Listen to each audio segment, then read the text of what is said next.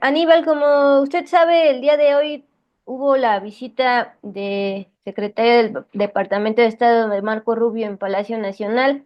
Posteriormente dieron una rueda de prensa desde Cancillería Ujú. y si tuvo oportunidad, pues escuchó a un funcionario pues hablando de cooperación, hablando de soberanía, intercambio de información y demás.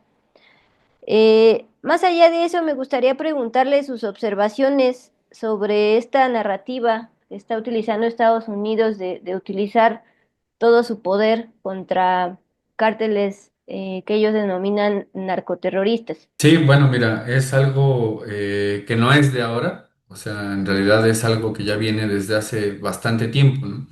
Desde que Richard Nixon le declaró la guerra al narcotráfico, han pasado más de 50 años y resulta que nunca ha bajado la cantidad de drogas que se producen en varias partes del mundo, particularmente en América Latina, pero tampoco ha bajado el consumo de drogas en Estados Unidos. Entonces, decía un intelectual como Noam Chomsky, que bueno, quien diga y quien piense que la guerra contra las drogas ha fracasado no ha entendido absolutamente nada. Y lo decía precisamente porque el interés detrás de la guerra contra las drogas pues no está precisamente en disminuir ese enorme mercado que además es millonario y que además tiene una división internacional del trabajo en el cual hay países que son productores por un lado y hay otro tipo de países que son consumidores y además en el caso particular de Estados Unidos pues tienes también evidencia empírica en donde también es este país en donde se lava una gran cantidad de dinero que proviene del narcotráfico. Entonces, este tipo de situaciones están por un lado, y ahora con lo que ha hecho Donald Trump en estos últimos meses, pues es renovar precisamente esta estrategia de la guerra contra el narcotráfico para volver a establecer no solamente una narrativa, sino como pudimos ver en esta conferencia de prensa, una serie de políticas públicas que inciden directamente en nuestros países, en distintas áreas, en materia de seguridad, en materia de cooperación para interdicción de drogas, en otro tipo de servicios que tienen que ver precisamente con la cuestión de la seguridad y con la asistencia antinarcóticos. Al final de la entrevista, al final de esta conferencia de prensa, hay una parte que es muy interesante donde este Marco Rubio menciona cómo se llevan a cabo las cooperaciones que se establecen entre México y Estados Unidos. Y mencionó algo que me llamó mucho la atención. La audiencia debe de recordar también que cuando se terminó ese periodo del embajador Ken Salazar, estaban rotas las relaciones o estaban pausadas las relaciones con la embajada en Estados Unidos. Y lo que hizo Ken Salazar fue criticar dos cosas. Una, primero criticó la política de seguridad y contra el narcotráfico del expresidente Andrés Manuel porque no era la que quería Estados Unidos, sino fue otra de carácter más soberano, que tenía también implicaciones en ver todo lo que implica el narcotráfico desde una política no solamente militarizada y de seguridad, sino también desde una atención a las causas. Y criticó esta política. Y lo otro es que dijo que el gobierno de México en aquel entonces del expresidente Andrés Manuel no había aceptado millonarios recursos para asistencia contra el narcotráfico. Y lo que está diciendo actualmente Marco Rubio es precisamente esa parte hacia el final, que si el gobierno de México quisiera y necesitara recursos para combatir al narcotráfico, Estados Unidos los puede proveer. Entonces acá es donde aparece, hago todo este recuento para llegar a esta parte. Acá es donde aparece realmente las intenciones que tiene el gobierno de Estados Unidos con Donald Trump, que es vender este tipo de servicios a los otros países, particularmente en el caso de América Latina, a varios de los países latinoamericanos. Uno de esos casos es precisamente el de Ecuador, en donde esta política ha avanzado a un grado que es realmente espeluznante. Es un grado de desnacionalización de las políticas públicas en materia de narcotráfico. Y lo que están reiterando ahora es precisamente eso, doblegar a países o intentar doblegar a países para que acepten este tipo de situaciones. Lo que estamos viendo ahora con este nuevo acuerdo de entendimiento, pues es el interés de México de decir, bueno, no vamos a aceptar lo que se aceptó, por ejemplo, en su momento Felipe Calderón con la iniciativa Mérida, sino vamos a poner por delante los intereses que tiene México, el respeto a la soberanía, la garantía de que hay una política soberana por parte de México y entonces ahí llegar a un acuerdo de buen entendimiento entre las dos partes. ¿Qué servicios le interesa vender a Estados Unidos a países de América Latina, incluyendo México? Bueno, siempre están los servicios, por ejemplo, de entrenamiento. Casi no se suele hablar de ese tipo de servicios de entrenamiento. En una investigación que realizamos en el Observatorio Laufer y que también fue una investigación que hicimos con el Instituto Tricontinental, llegamos a determinar en una investigación junto con Cristian Arias y Tamara Lachman que desde el 2001 hasta 2024 y con datos parciales del 2024, alrededor de 26.000 millones de dólares han sido únicamente para la asistencia contra el narcotráfico a los países de América Latina. Y en esos países, en este periodo de tiempo, destaca, por ejemplo, el caso de Colombia, por todo el Plan Colombia, destaca el caso de México, también por la iniciativa Mérida, destaca el caso de Centroamérica por la eh, estrategia de seguridad que tienen en Centroamérica, que se denomina CARSI por sus siglas en inglés, y muy particularmente en los últimos 2 años está también el caso de Ecuador. Entonces, lo que le interesa es precisamente vender este tipo de servicios de preparación, en el caso militar, para el tema antinarcóticos o también para instituciones civiles, como pueden ser las policías en nuestros países. ¿Eso qué es lo que termina haciendo? Bueno, afianzar una suerte de estandarización de las relaciones militares o también de las relaciones policiales entre las instituciones de América Latina y las instituciones de Estados Unidos. Eso en realidad tampoco es nuevo. De hecho, lo hicieron con el Tratado Interamericano de Asistencia Recíproca, el TIAR, desde 1947, que es previo incluso un año antes a el acuerdo que se hizo con la OTAN. Desde entonces viene este tipo de asistencia para homologar o para estandarizar a las Fuerzas Armadas de nuestros países y ahora, últimamente, los últimos 25 años por lo menos, han avanzado demasiado para hacer este tipo de homologación ahora con las fuerzas policiales. Así como sucede esto, así sucede también, por ejemplo, con el caso de los distintos sectores judiciales, porque no solamente son el poder judicial en nuestros países, sino también implica, por ejemplo, peritajes, fiscalías, todo lo que se necesita, por ejemplo, para hacer la investigación después de que se hacen los delitos. Eso en el caso de México avanzó y avanzó a grandes pasos a partir de que en México se dispuso la autonomía de las distintas fiscalías, no solamente la Fiscalía General de la República, sino también las distintas fiscalías de nuestros estados. Y bueno, ese tipo de servicios son los que provee también Estados Unidos, además de toda la asistencia de cooperación que hace una institución que es sumamente importante para entender el combate contra las drogas, que es, sus siglas en inglés, es el INL, que es como la Oficina de Antinarcóticos y Aplicación de la Ley. Esa es una de las instituciones de las cuales es relevante, importante para entender cómo se efectúan este tipo de relaciones de cooperación con los distintos países del mundo, particularmente de América Latina, entre Estados Unidos y los otros países, ¿no? Ahora, Aníbal, menciona que esto no es nuevo, este intento de injerencismo en países de América Latina, e incluso tampoco es nuevo que quieran vender servicios millonarios de entrenamiento y demás.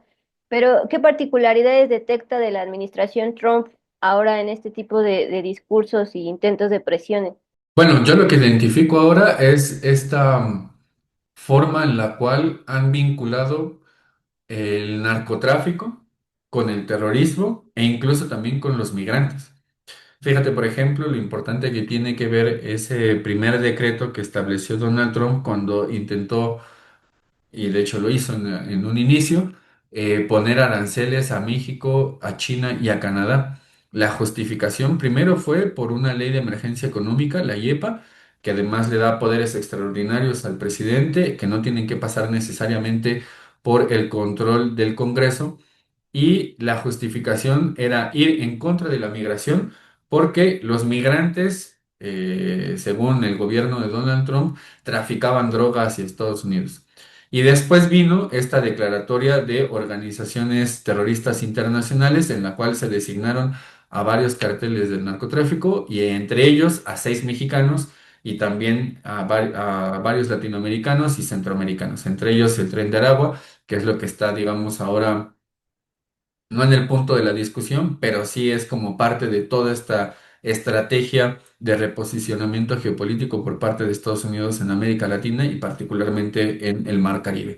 Entonces, lo renovado de esto es, primero, el uso de leyes que son de preponderancia o de uso exclusivo del presidente o del Poder Ejecutivo, y eso lo están haciendo cada vez más reiteradamente. Se hacía desde que empezó con mucha más importancia el gobierno de George Bush. Lo han hecho desde antes, pero desde que empieza el gobierno de George Bush en 2001, eso empieza a ser cada vez más reiterativo. Y con Donald Trump eso se nota no solamente en la parte de la lucha contra el narcotráfico, la guerra contra el narcotráfico, sino también, por ejemplo, en la imposición de aranceles o con la política en contra de los migrantes. Entonces, eso como primer punto. Y como segundo punto está el hecho de haber hecho este tipo de designaciones en las cuales se aplica la ley estadounidense en áreas extraterritoriales. Entonces tenemos el uso de la ley de carácter extraterritorial para que para volver a tener injerencia en otros países en el mundo, particularmente en América Latina. Yo diría que esto es lo que está en el fondo y sobre todo en un marco internacional en el cual hay una enorme disputa con China en términos comerciales, en términos militares, en términos de control comercial también de distintos países y particularmente en el caso de América Latina.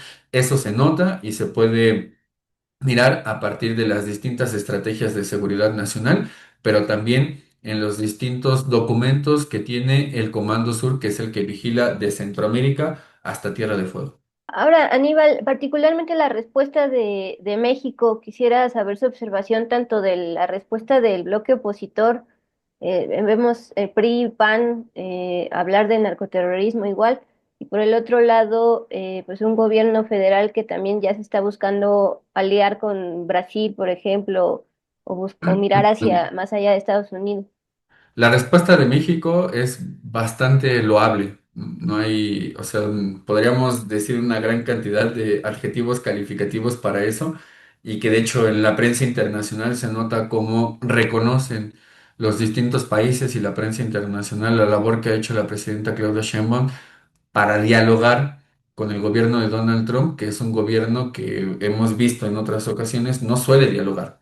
Establece políticas, es un país imperialista, es un país que ejerce el poder de carácter unilateral reiterativamente y con el caso de México, lo que ha hecho el gobierno es primero establecer ese carácter de diálogo, de que debe de primar por inicio el diálogo y segundo, establecer un piso de igualdad. Que eso también ahí hay que reconocerle mucho al expresidente Andrés Manuel, porque lo que hizo precisamente fue establecer ese piso de igualdad entre Estados Unidos, que es una potencia, que es el principal país y que sigue siendo, aunque en declive, la principal hegemonía internacional, y con un país como México, que lo que intenta es cambiar toda la lógica de comercio, de economía, de política al interior y en una gran cantidad de rubros, que eso lo vimos en este primer informe de gobierno que dio ya la presidenta Claudia Sheinbaum. Entonces, estos dos aspectos son los que han estado detrás de esta política. Ahora, desde luego que en el caso del narcotráfico siempre hay una situación especial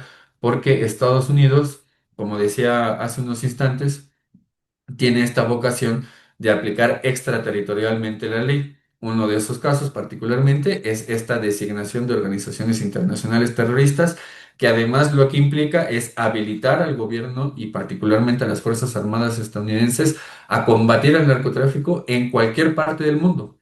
Y entonces se arroga para sí esa capacidad y ese poder de hacerlo internacionalmente. Lo que está haciendo la presidenta Claudia Sheinbaum es decir, ok, vamos a dialogar, vamos a establecer un acuerdo, va a ser un acuerdo de buen entendimiento entre las dos partes en las cuales se ponga primero lo importante que es atender este problema como un problema de salud. Y eso lo hizo incluso el expresidente Andrés Manuel cuando se terminó la iniciativa Mérida y se inauguró ese acuerdo bicentenario que ahora habrá que ver qué es lo que sucede si estarían terminando ese acuerdo bicentenario o si se estaría dando continuidad o este acuerdo que se acaba de alcanzar es totalmente otro y diferente. Lo importante acá es que se está viendo un problema también desde el carácter de salud, se está viendo un problema de carácter bilateral o binacional, entonces hay una responsabilidad compartida de los dos países para atenderlo y desde luego el respeto a la soberanía nacional, que eso lo ha dejado bastante claro la presidenta Claudia Sheinbaum, en el sentido de que no se va a permitir el ingreso de Fuerzas Armadas de Estados Unidos a nuestro país, que es un problema que también es nacional y que se tiene que atender de esa manera. Y por eso también lo importante que tiene tener un gabinete de seguridad que esté profundamente coordinado, que esté trabajando siempre en conjunto con las distintas instituciones, pero también con la fiscalía, que eso es algo que no se había hecho en sexenios anteriores y que ahora ya se establece y vemos resultados a partir de lo que ha dicho el gobierno mexicano. Se ha reducido la incidencia delictiva en distintos niveles. Hay algunos delitos que todavía tienen una incidencia delictiva importante o que no se ha bajado, pero se está trabajando en esa materia para eliminar esa tendencia que había hacia el alza que dejó como herencia los gobiernos de Vicente Fox, de Felipe Calderón y de Enrique Peña Nieto. Entonces es importante toda esta materia de política pública, pero también por último la legislación que se está haciendo. Se están haciendo una gran cantidad de reformas en materia de seguridad para poder atender un problema que tiene distintas características, aunque sea viejo. Es decir, por un lado le preguntaba la respuesta del gobierno federal, ya me la ha explicado, pero por el otro lado su observación de la influencia que pudiera tener esta serie de discursos, por ejemplo, del exdirigente de Acción Nacional, Marco Cortés, de que ya hablaba de narcoterrorismo, de legislarlo Ah, aquí. Ahora vemos a un dirigente del PRI, Alejandro Moreno, gritar en tribuna que narcoterrorismo, la necesidad de que interfiera Estados Unidos. ¿Qué papel tiene eso en medio de todo este panorama? pues es la reproducción de la dominación. En realidad lo que están evidenciando es precisamente eso que ha caracterizado a la derecha mexicana históricamente desde el siglo XIX. Son unos injerencistas, son unos apátridas, son unos, diría el periodista Manuel Bendía, son unos neopolcos, ¿no? En el sentido de recuperar esa parte santanista incluso de cómo no les importa la patria y van a Estados Unidos particularmente a intentar ganar lo que han perdido acá. O sea, se nota en las últimas elecciones, se nota desde el 2018 cómo es una oposición que no logra entender que el país le cambió, que la sociedad ha cambiado y que no son la opción política en este momento o desde hace 7 años para la población mexicana. Desde el siglo XIX, los conservadores lo que han hecho es cuando no logran resolver de una manera política los problemas en nuestro país, van hacia Estados Unidos a intentar resolver lo que no logran resolver aquí. O en su momento también los conservadores cuando fueron a traer a Maximiliano de Habsburgo. Es precisamente eso. Y esa es la característica de la derecha o de las derechas en nuestro país. Lo que hemos visto con el caso de Alejandro Moreno o con el caso de Marco Cortés es también ver cómo baja o cómo hay una línea de bajada de las distintas narrativas que se establecen desde un centro hegemónico como es Estados Unidos hacia nuestro país, en el sentido de establecer en la agenda legislativa, en la agenda mediática, este tipo de palabras o este tipo de conceptos como el de Estado fallido, el de Estado narcoterrorista, que ahora ya se está hablando de eso. Y mira, en realidad eso sucede en varios países y con las derechas latinoamericanas. Si uno ve lo que hace, por ejemplo, en el caso de Bolivia, la derecha ya es tildar, o en su momento haber tildado, el gobierno de Evo Morales como un gobierno narcoterrorista. Cuando uno ve o revisa lo que sucede en el caso de Venezuela, es exactamente lo mismo. Cuando uno ve lo que sucede en el caso de Colombia, es exactamente lo mismo. Entonces, hay una línea de coordinación entre las distintas derechas latinoamericanas con esos centros de poder hegemónico como son Estados Unidos. Justo ya por último, Aníbal menciona que en Ecuador hay una situación particular. Justamente Marco Rubio también, además de México, va a ir hacia allá. ¿Qué me puede destacar? Bueno, mira, lo que está sucediendo en Ecuador es algo sumamente preocupante porque después de toda esa estrategia del offer, que allá sí dio resultados, en el caso de Ecuador, se proscribió a todo el polo progresista ecuatoriano. Unos tuvieron que salir al exilio, algunos incluso vinieron para acá, para México. Lo que ha sucedido es que han acercado geopolíticamente a Ecuador hacia Estados Unidos. Han aceptado una serie de acuerdos en los cuales se somete la soberanía nacional ecuatoriana a los intereses de seguridad nacional estadounidense. Han permitido incluso mayor cooperación, ahí sí con subordinación, para que distintas instituciones ecuatorianas cooperen de manera subordinada con el gobierno de Estados Unidos en materia de narcotráfico, en materia de seguridad, en materia de implementación de una serie de acuerdos, incluso hasta de lavado de dinero, así como aquí en México hay una WIF, allá en Ecuador también hay una WIF, y está sometida a esa lógica de seguridad nacional y de lucha contra el narcotráfico. Eso por un lado. Por el otro, el establecimiento a partir del gobierno de Lenin Moreno de cada vez más intereses subordinados en Ecuador a la lógica estadounidense en materia, por ejemplo, económica. En 2019, desde entonces, el Fondo Monetario Internacional le pidió al gobierno ecuatoriano que dejara de subsidiar las gasolinas para poderle dar recursos al gobierno ecuatoriano. Bueno, le quitaron los subsidios a las gasolinas y ahora un país como Ecuador, que es un país también petrolero, no en la misma magnitud que México, pero sí tiene petróleo, pues bueno, ya no produce gasolinas, cosa que antes se hacía. Está también, por ejemplo, este otro acuerdo en materia ya de seguridad que ha establecido ahora el gobierno de Daniel Noboa, pero que va en una línea de continuidad con el gobierno de Guillermo Lasso y que acerca mucho más a Ecuador a esa lógica geopolítica estadounidense. ¿A qué me refiero con eso? A que también incluso han aceptado que una de las bases que se tiene en las Islas Galápagos sea usada con fines militares para Estados Unidos.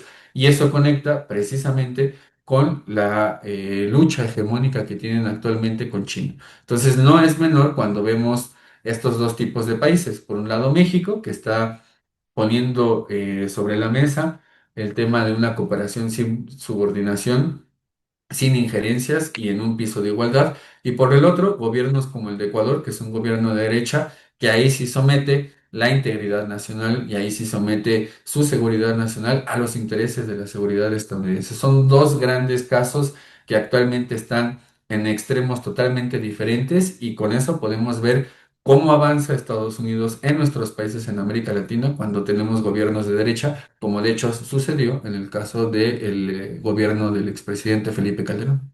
Y en el caso de Venezuela, usted mencionaba que las partes de derecha, por ejemplo, de Colombia y de Venezuela, pues han permitido ir entrando a los Estados Unidos. Ayer veíamos ya de plano este ataque militar hacia Venezuela. ¿Qué observaciones hay ahí? Para mí,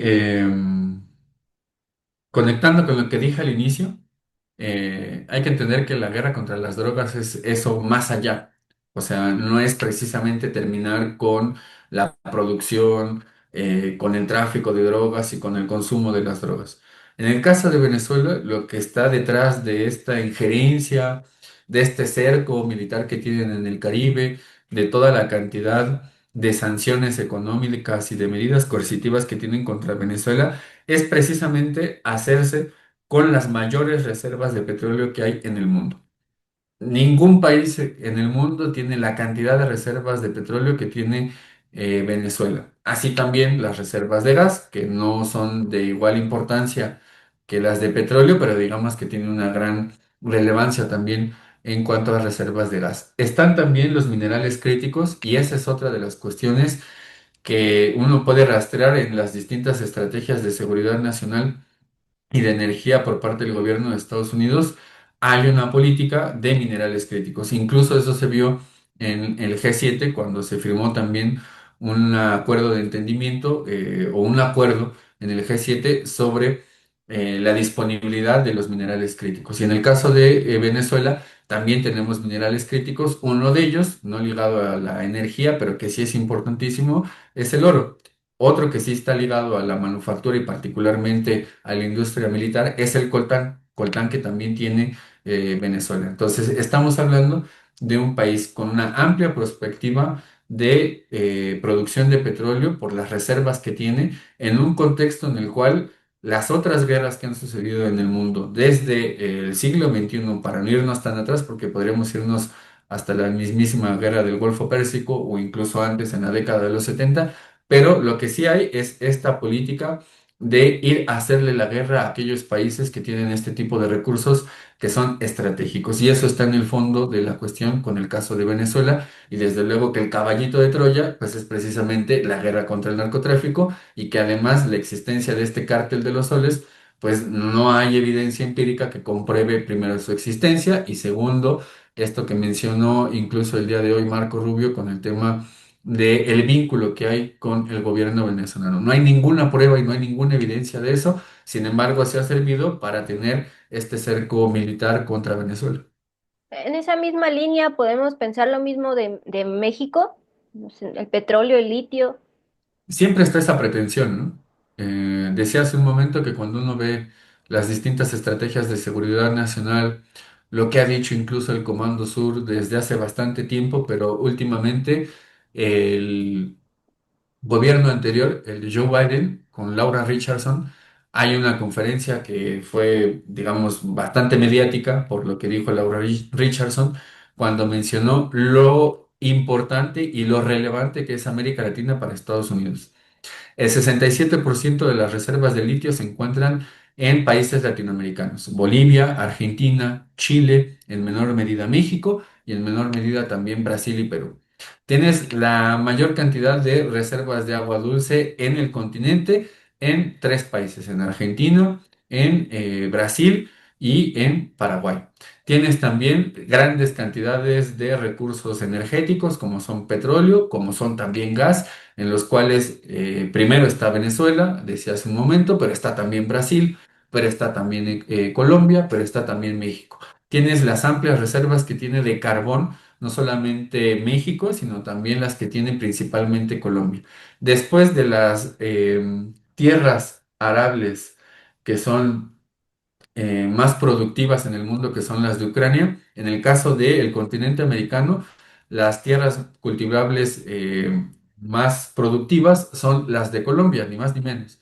Entonces, fíjate la cantidad de recursos que tiene. Y además tienes el Canal de Panamá, por otro lado, una obra de infraestructura. Sí. Tienes también, por ejemplo, el del Istmo de Tehuantepec, que ahora ya va a empezar a operar y que va a cambiar totalmente la lógica del comercio a nivel regional y a nivel mundial. Y por otro lado, tienes también los puertos, que son importantes para el comercio entre dos grandes océanos, por un lado el Pacífico y por otro lado el Atlántico. Entonces, ¿importa América Latina? Sí, importa e importa muchísimo. Y en el caso de México, ahí no solamente son los recursos, que tienen que ver principalmente con los que dijiste, petróleo, litio, es también el cobre, es también el grafito, es también el litio, ¿no? Que digamos tiene una prospectiva y hay que confirmar si las reservas de litio allá en Sonora son las que se dijeron. Eso está en veremos todavía, pero digamos que de confirmarse estaríamos hablando de que serían las principales reservas de litio en el continente americano.